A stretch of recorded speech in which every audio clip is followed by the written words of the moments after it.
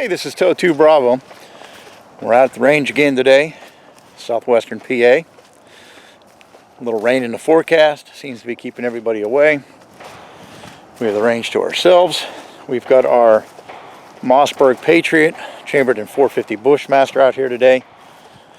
We are going to validate zero. We will shoot 8-inch steel plate at 100 yards, and then we'll move that steel plate out to 200 yards and shoot it. And if we have time, maybe we'll shoot some ballistics gel. One more round at the target, and then we'll shoot some steel.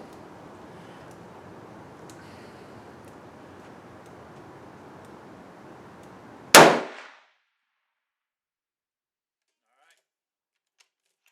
We're grouping really well. Let's change the camera angle. We'll be right back. Alright, watch your lane.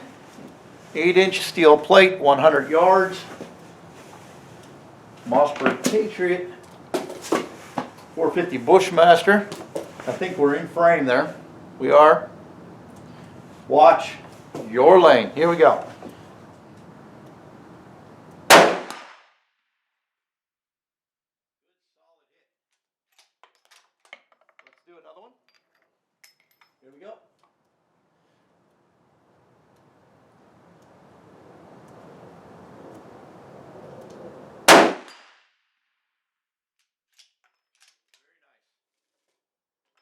Very nice. Good hits. We'll do one more.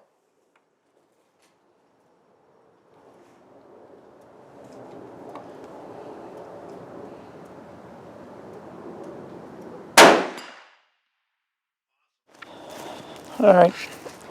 So we're walking down to the 100-yard target area, just to give you guys a view of the range. The range goes all the way out to 300 yards. They have steel plates out there. They have a 200-yard berm, and then 100 yards here. So there's our firing point back there. Here's our steel target that we've been putting the whooping on. And it looks like these fresh hits are center mass right here. So very nice. And then we'll talk about our paper target here. So our first couple shots, now the rifle was zeroed with different ammunition, and I don't want to give you guys bad information, but I'll include that ammunition at wrap up and how different things have turned out here. But we had a grouping of 3 rounds here, and then we made an adjustment to here, and then an adjustment to there, and it looks like we could maybe do we have rounds touching here at 100 yards. Maybe one click left, and I think we'd call it a day. I'm pretty happy with that for the old 450 Bushmaster. So we'll go ahead and pan back down range there. There you go. I think we're going to move this steel plate out to 200 yards and see what we get. So we'll be back. All right. So here is our plate at the 200-yard berm, and we will pan around to the firing point. So there you see it, 200 yards away, and our 8-inch plate. If we sidestep just a hair, you can see the 300-yard target with the 3 steel plates hanging there. So we're going to go ahead and rotate and march ourselves back to the shooting line. We'll see you back there. All right, here we go. 200 yards. Watch your lane. All right, we're focused on the plate. Let's see if we can hit it, huh? There we go. I think we found our spot.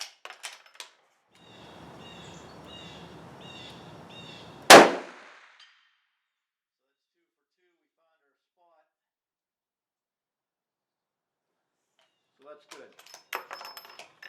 So we had some initial failures there as far as to hit the target. We were shooting too low, I'm sure of it. But we have found the sweet spot. So let's go ahead and put 2 more rounds down range at 200 yards. So here we go. We got 2 more rounds. Let's confirm.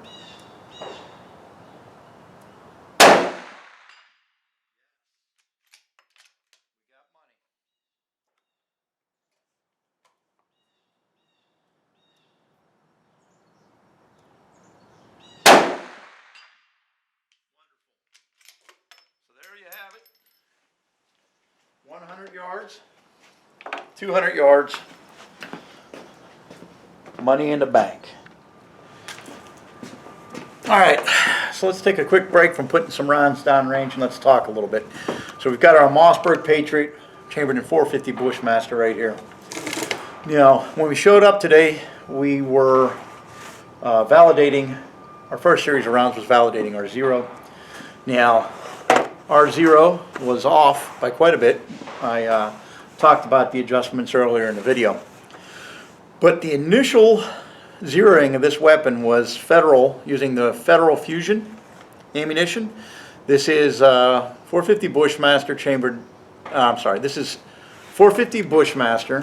This is the bonded soft point 260 grain. So first off, I should have expected a little more difference than what I initially thought I was going to get. These were 260 grain rounds. My Hornady Blacks are 250 grain rounds. Totally different round. This is the FTX, and this was the bonded soft points. So between these 2 rounds and the 10 grains difference on this 450 Bushmaster, I had to make quite a significant adjustment to my scope today. I wanted to touch on that, the difference in the ammunition and the performance. I intend from here on out to use the Hornady Black. I may attempt to begin reloading some of this ammunition, but I would like to reload this ammunition to mirror the performance of the Hornady Black. There was noticeably a little more kick to the Hornady Black than there was to the Federal Fusion, but that could be in my head, I don't know. So overall today, with these Hornady rounds, we were able to figure out our holdover on the steel plate, and we were able to re-zero at 100 yards and actually touch round on round. So I'm very pleased with the performance of this rifle. I've had no issues with this rifle at all. I think for the price that you pay for this setup, minus the scope, you know, I switched the scope out. I talked about that in the first video. Minus the scope, this setup is worth every penny. I mean, this thing is a freight train. It's accurate. It's fun to shoot. I think if I can reload these rounds and get them to mirror this Hornady Black in performance, I think I'll be a real happy camper. I've got, I will at the end of today anyways, have 40 empty casings to start that endeavor. So I think we'll get a chronograph and go from there. 450 Bushmaster Ballistics Gel. Let's see what happens.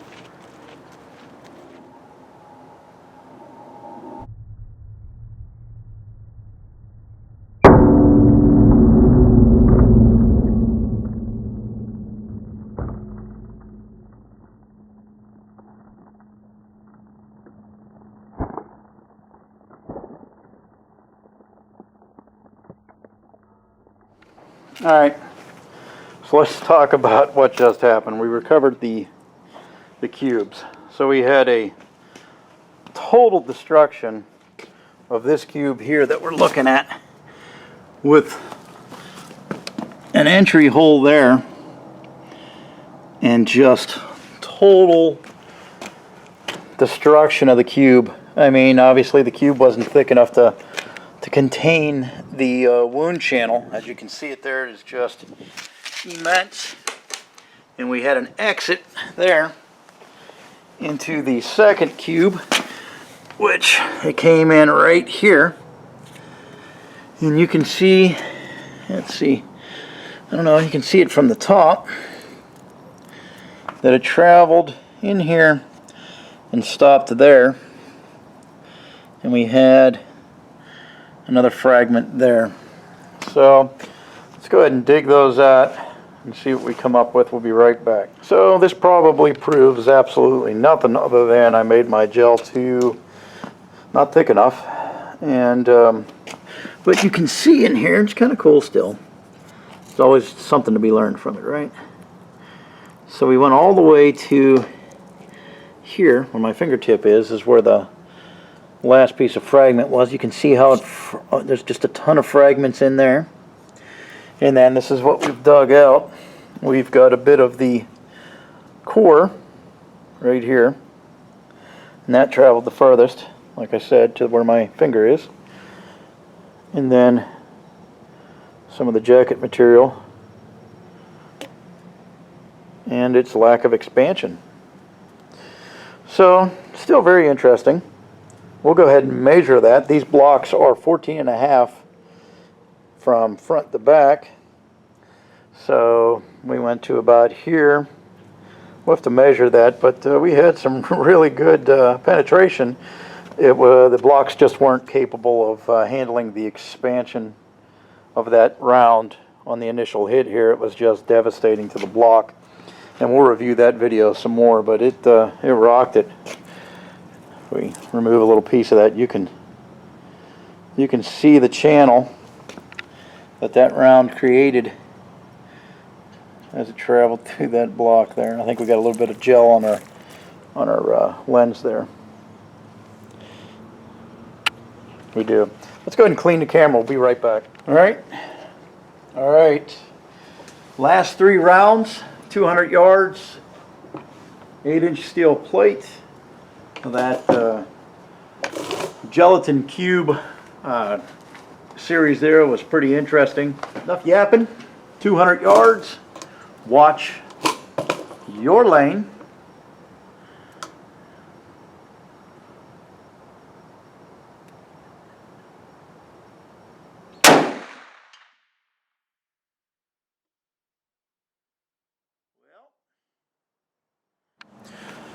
So this is Tow 2 Bravo. We're going to go ahead and wrap it up today. We put 24 rounds through our Mossberg Patriot chambered in 450 Bushmaster.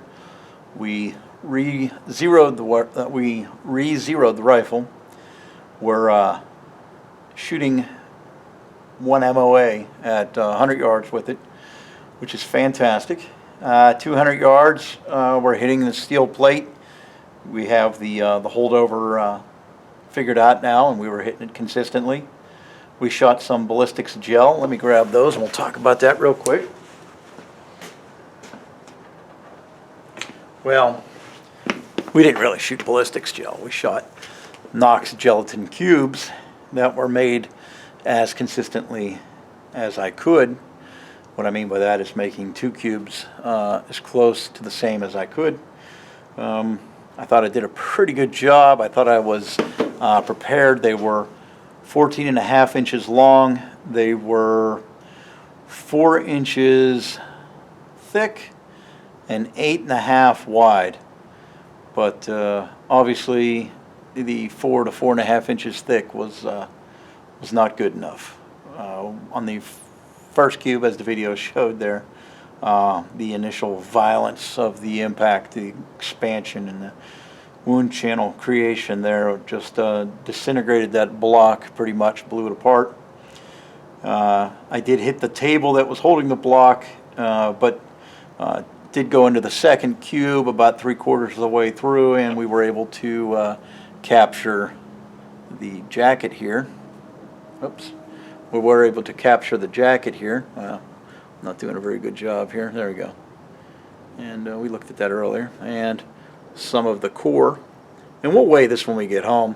Now, I didn't dig out every fragment that was in there because there was a lot of fragments, small fragments, still in the gel. But I'll weigh these 2 pieces because these are the 2 largest pieces. You know, obviously this isn't scientific or to any type of standard other than the enjoyment of, you know, for me and maybe for you guys, depending on thumbs up, thumbs down. But overall, very good range visit, a lot of fun. 450 Bushmaster's a blast. Next time we do gelatin, maybe we'll do some things a little different, have a better setup for them, maybe a little thicker. So that's Tow 2 Bravo. Hope you liked the video, and until I see you at the range again, thanks for watching.